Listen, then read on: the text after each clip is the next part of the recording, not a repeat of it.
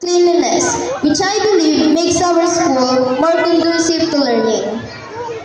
We also make sure that we have also initiated a tree planting activity for the benefit of the future generation and towards a clean and green environment. We also make sure that the school practices are being observed just like the Magalang Vow. By the way, magandang buhay, mabubuting tao. I know that everyone is very much excited to witness the succeeding parts of this program.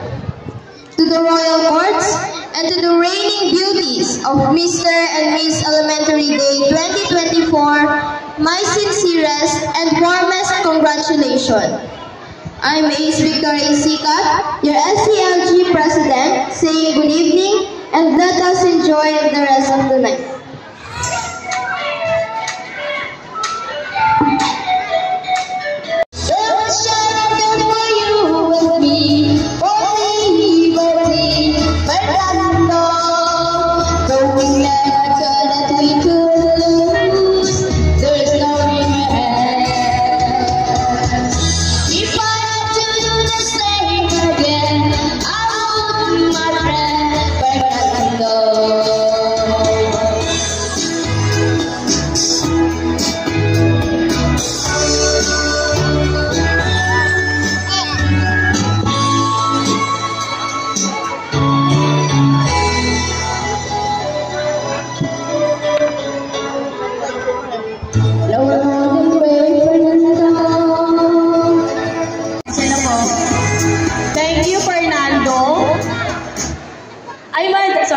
Thank you, Madam Virgilin Lupa.